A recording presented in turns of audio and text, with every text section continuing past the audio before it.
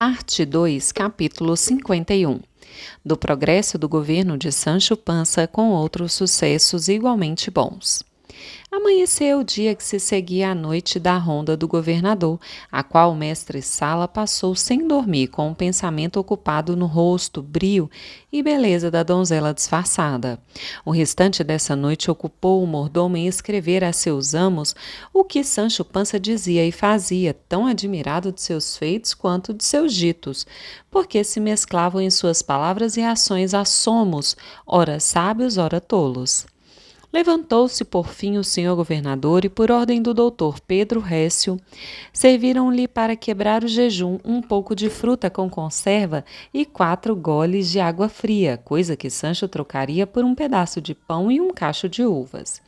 Vendo, porém, que aquilo era antes questão de força que de vontade, suportou-o com profunda dor da alma e fadiga do estômago. Pedro Récio fê-lo acreditar que os manjares pouco e delicados avivavam o engenho, sendo o que mais convinha às pessoas constituídas em comandos e ofícios graves para as quais menos importam as forças corporais que as do entendimento.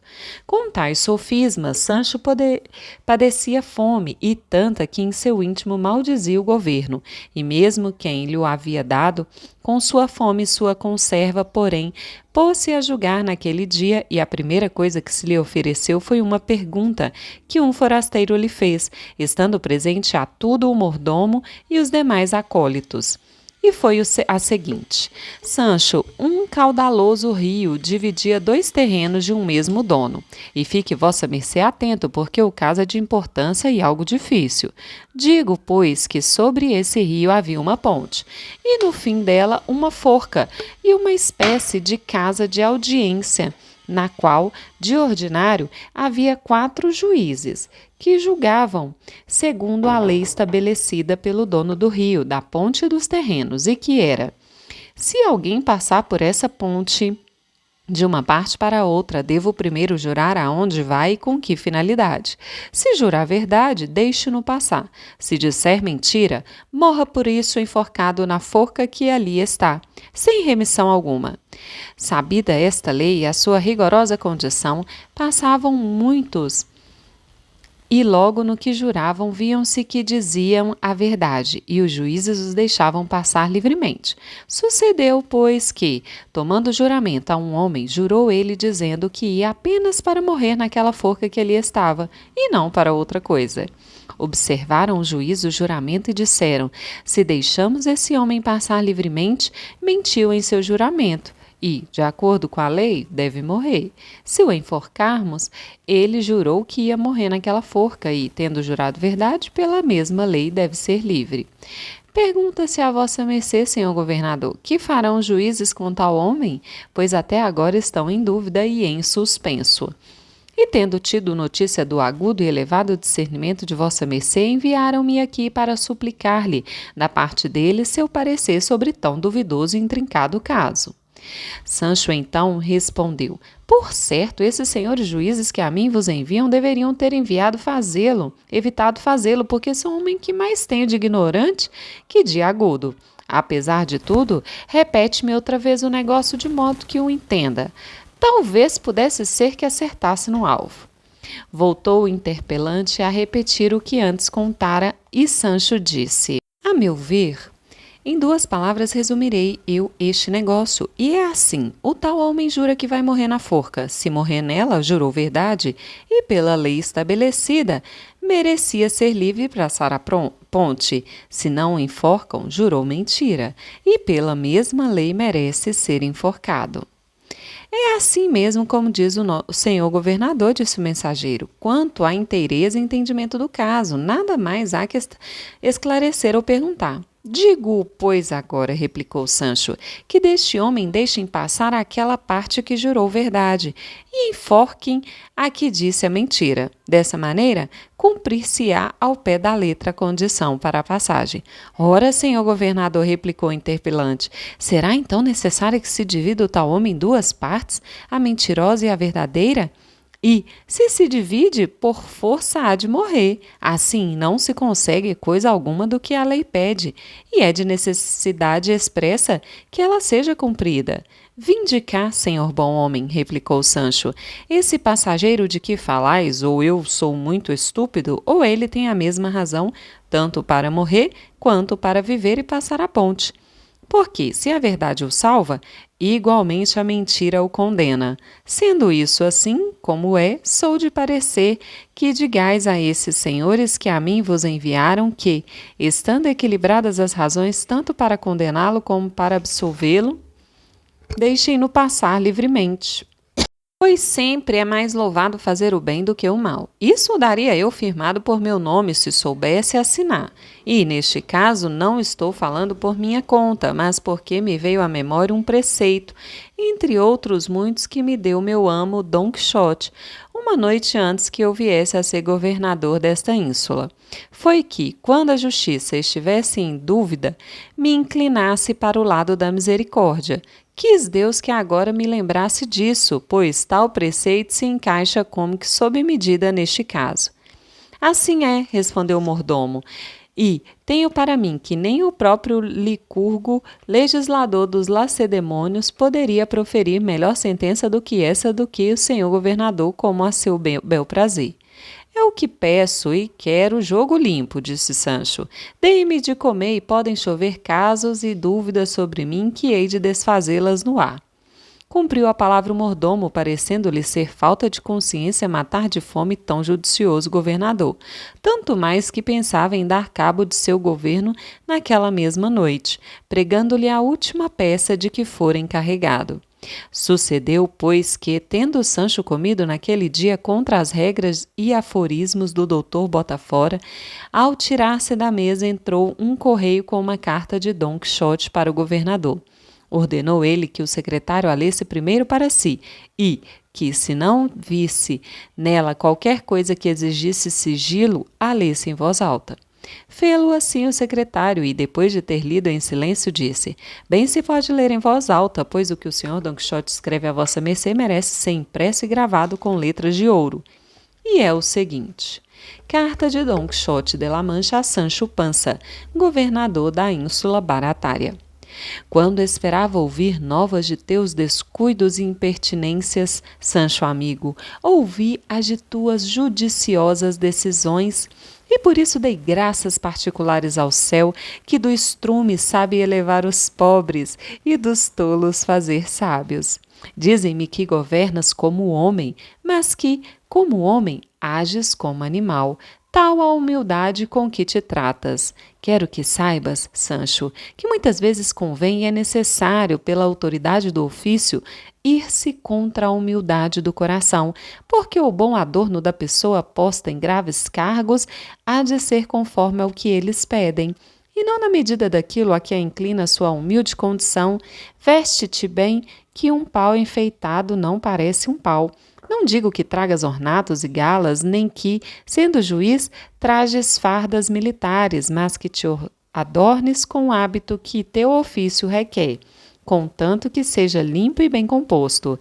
Para ganhar a boa vontade do povo que governas, duas coisas deves fazer entre outras. Uma, ser educado com todos, embora isso já de outra vez te haja dito. A outra, proporcionar abundância de mantimentos, pois não há coisa que mais fadigue o coração dos pobres que a fome e a carestia. Não baixes muitas pragmáticas, entretanto, se as baixares, cuida de que sejas boas e, sobretudo, se guardem e cumpram, pois as pragmáticas que não se guardam vale tanto como se não existissem. Antes, dão a entender que o príncipe que teve sabedoria e autoridade para baixá-las não teve valor para fazer com que fossem guardadas. As leis que atemorizam e não se executam são como o toco de pau que se tornou o rei das rãs e que a princípio as espantou. Com o tempo, porém, passaram a menosprezá-lo e acabaram subindo nele. Sê pai das virtudes e padrasto dos vícios, não seja sempre rigoroso nem sempre brando. Escolhe o meu termo entre esses dois extremos, pois nisso está a essência da sabedoria. Visite os cárceres, os açougues e as praças, que a presença do governador em tais lugares é de muita importância. Consola os presos, dando-lhes a esperança de serem libertados com brevidade. Amedronta os magarefes, que então corrigem os pesos, e serve de espantalho às vendedoras, pela mesma razão.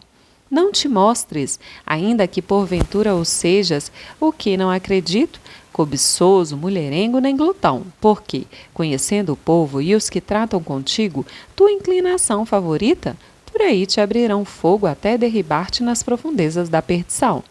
Mira e remira, passa e repassa os conselhos e documentos que te dei por escrito antes que daqui partisses para teu governo, e verás como achas neles, se os guardares, uma ajuda de custo que te alivia dos trabalhos e dificuldades que a cada passo se oferece aos governantes. Escreva a teus senhores e mostra-te agradecido a eles, pois a ingratidão é filha da soberba. E um dos maiores pecados que se conhecem. A pessoa agradecida aos que lhe fizeram bem dá indício de que também o será a Deus, que tantos bens lhe fez e continuamente lhe faz. A senhora duquesa enviou um portador com teu vestido e outro presente à tua mulher Teresa Panza. Esperamos a resposta a qualquer momento. Estive um pouco indisposto por causa de certo gateamento que me ocorreu. Não muito favorável ao meu nariz, mas não foi nada. Se feiticeiros há que me maltratam, também há os que me defendem. Avisa-me, o mordomo que está contigo teve algo a ver com as ações da Trifaldi, como suspeitaste, e continua dando notícia de tudo mais que te sucede, pois o caminho é bem curto, tanto mais quanto estou pensando em deixar logo esta vida ociosa que levo, uma vez que não nasci para ela.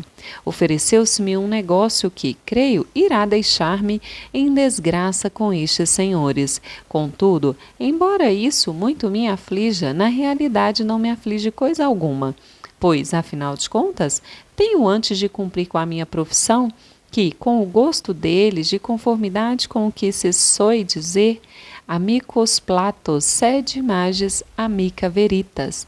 Digo-te este latim, porque quero crer que, depois que te tornaste governador, já o terás aprendido. Fica com Deus e que ele te guarde de que ninguém te lastime. Teu amigo Dom Quixote de la Mancha. Ouviu Sancho com muita atenção a carta, que foi celebrada e tida por sábia pelos que a escutaram. Levantando-se logo da mesa, chamou o secretário e fechou-se com ele em seu quarto e, sem mais delongas, quis responder naquele mesmo instante a seu amo, Dom Quixote. Assim, disse ao secretário que, sem acrescentar nem tirar coisa alguma, fosse escrevendo o que lhe ditasse, e ele assim o fez, e a carta de resposta foi do seguinte teor: Carta de Sancho Panza a Dom Quixote de la Mancha. A ocupação de meus negócios é tão grande que não tenho tempo sequer para coçar a cabeça, nem para cortar as unhas, e por isso trago-as tão crescidas que só Deus o pode remediar.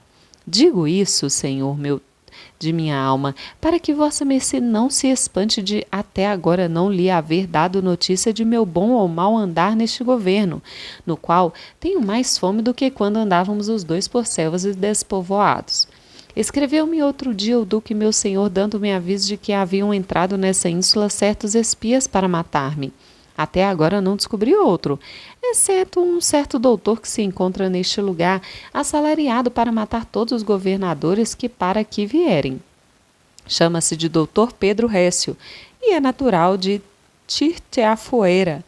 Seja vossa mercê se com tal nome não seria para recear que amorra suas mãos. O tal doutor diz de si mesmo que não cura as enfermidades sobrevindas, mas que as previne. Para que não sobrevenha o tratamento que usa, são dieta e mais dieta, até a deixar a pessoa em pele e osso, como se não fosse maior mal a fraqueza do que a febre. Em suma, vai me matando de fome e vou morrendo de desgosto, pois, em vez de ter vindo a este governo, como pensei, para comer quente e beber frio, e para recrear o corpo entre finos lençóis de linha e sobre grossos colchões de plumas, eis que vim fazer penitência, qual se fosse ermitão, e como não o faço por vontade própria, penso que, do meio ao cabo, há de levar-me o diabo. Até agora não toquei em proventos nem recebi suborno e não posso imaginar o porquê de tal coisa, pois aqui me disseram que os governadores que a esta ínsula soem vir, antes de entrar nela, já os do lugar lhes deram ou lhes emprestaram muito dinheiro, e que tal usança é comum entre os que vão ocupar governos, e não somente aqui. Na noite passada, andando de ronda, topei com uma donzela muito formosa em traje de varão, enquanto um irmão dela estava vestido de mulher. Da moça enamorou-se meu mestre Sala, escolhendo-a em seu íntimo para sua esposa, segundo me disse, ao passo que eu escolhi o moço para meu genro. Hoje ambos iremos concretizar nossas intenções com o pai deles, um tal Diego de la Llana, fidalgo e tão cristão velho quanto se poderia exigir.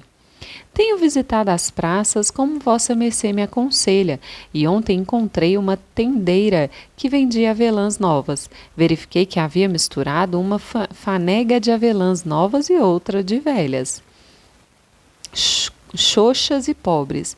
Mandei-as todas para os meninos de catecismo, que as saberão bem distinguir, e condenei-a a não entrar na praça durante 15 dias. Disseram-me que agi corretamente. O que sei dizer a vossa mercê é que corre neste lugar a fama de não haver gente pior que as mulheres feirantes, e que todas seriam desavergonhadas, desalmadas e atrevidas. E assim o creio também, pelas que já conheço de outras aldeias. Estou muito satisfeito por haver minha senhora a duquesa escrito à minha mulher Teresa Panza, enviando-lhe um presente conforme vossa mercê me contou. A seu tempo, procurarei mostrar-me grato. Beije-lhe vossa mercê as mãos de minha parte, dizendo-lhe que digo que eu não ter ela lançado o governo em saco furado, como ela própria verá pelos resultados.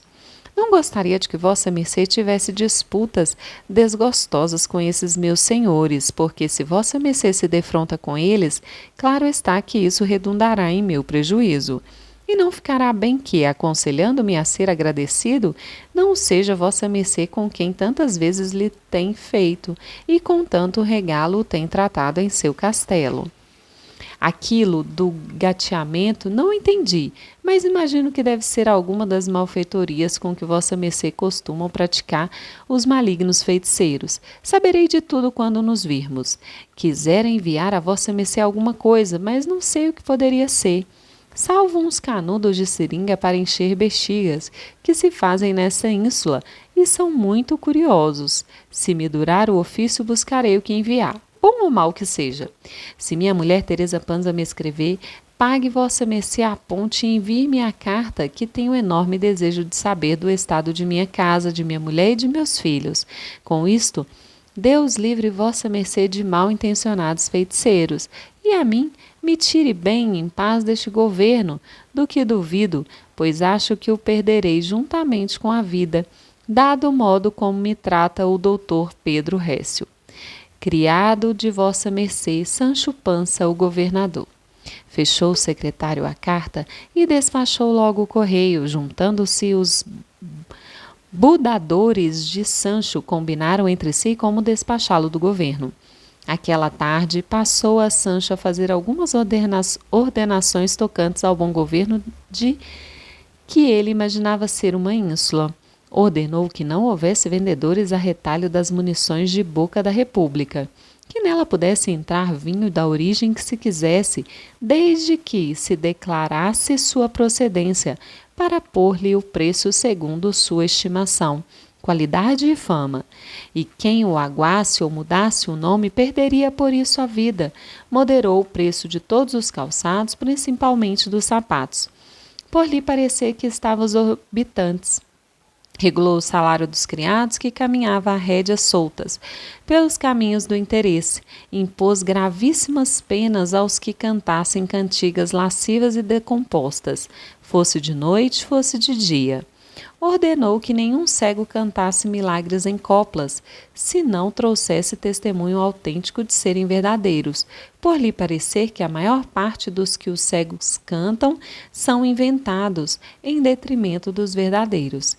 Criou e nomeou um alguazil dos pobres, não para que os perseguisse, mas para que verificasse se de fato eram pobres, porque à sombra da mangueira fingida e da chaga falsa andam os braços ladrões e a saúde embriagada. Enfim, ordenou coisas tão boas que até hoje se guardam naquele lugar e se denominam as Constituições do grande governador Sancho Panza.